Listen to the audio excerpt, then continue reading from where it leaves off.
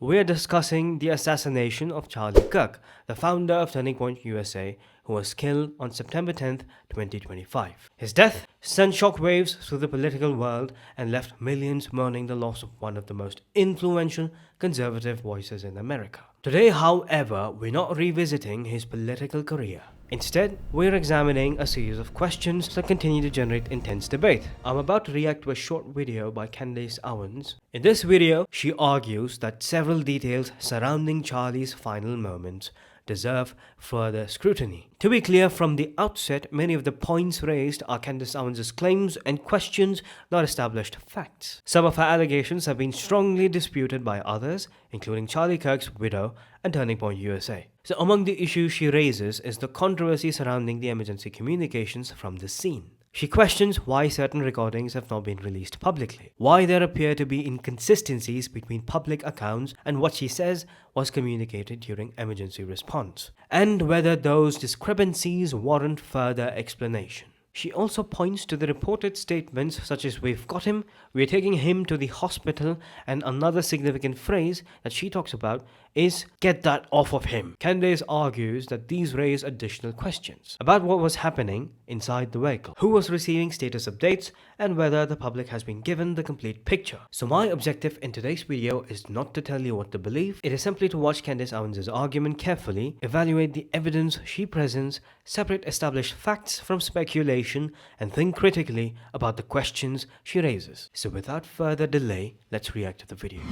I would like to return to the alleged 911 call that took place from Charlie's security team en route to the hospital. We've been asking this question repeatedly. Where is that call that should be publicized? It seems everyone's making all of these gamma requests. Independent investigators have downloaded, listened through all of the calls. No one seems to be able to find this conversation. And Brian Harpole was very clear in my lawsuit. He lies in the lawsuit, so I wasn't sure if we could believe this, that a 911 call did take place. And what always stood out to me was that despite providing this near play-by-play of what everyone was doing during that short ride, this is what Rick was doing, is it? No one wants to take credit for dialing out to emergency services, right? They wanted to make everyone a hero. Frank maybe is or is not doing CPR while no one's looking. Mikey has jumped into action and he is amazing. And he's dialing up the vice president, making arrangements. Everyone has like a narrative here where they're supposed to be viewed as a superhero, but when it comes to 911 call, they don't want to answer. That's weird. Something weird must have happened. Well, we may have an answer to that. And I want to say we're just at the beginning of this. We're going to have a lot more for you. This is going to be a crazy week. I don't know what's happened since the preliminary hearing, but it seems like true heroes are actually arising and people are starting to speak out and really to go max. But I'll tell you about the solid tip I would like to add. So solid that I would very much caution people not to lie on record about this very quickly. The tip that we received is that the call did in fact take place. Not only that, but it lasted anywhere from 3 to 5 minutes. So apparently someone phones 911 and then did not engage with the 911 operator. The phone sounds as though it's dropped. It's running for approximately 5 minutes without the caller recognizing that it was still on. So almost like a 911 call turned butt dial. We'll have to get more details of how that could have occurred. But in the midst, what was heard on this call and what was captured rather on this call is, quote, "We got him. We are taking him to the hospital." Okay, maybe that was supposed to be to the operator. A strange thing to say. "Now on, what's your emergency? We got him and we're taking him to the hospital." Maybe it was supposed to be said. Almost sounds to me almost like a status update, followed by chaos, followed by a voice saying, "Get out of the way," followed by what sounds like high rates of speed is coming across, so the car is moving quickly. But here's where it gets super interesting. Also, allegedly not for long, the statement, "Get that off of him." Get that off of him is captured on this alleged 911 call. Now, get what off of him is the first thing I think. Get what off of him? Couple of options.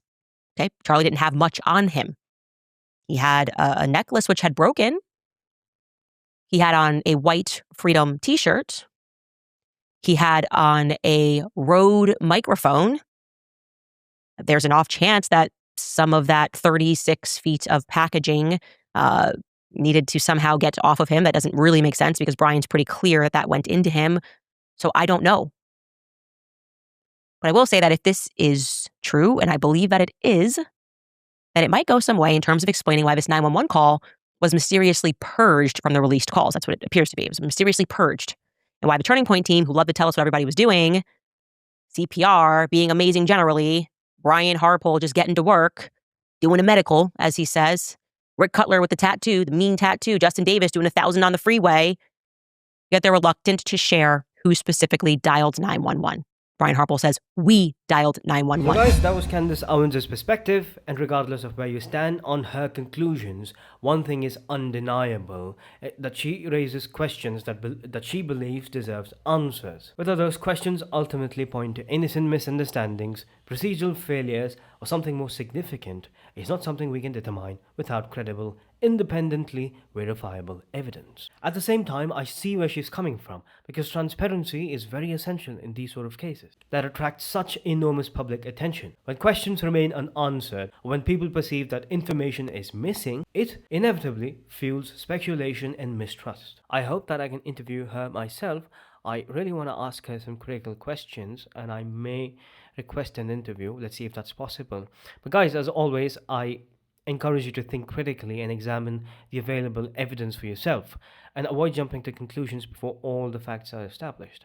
So guys, as always, subscribe to this channel and also subscribe to my media page, and stay safe, because I'll see you next time.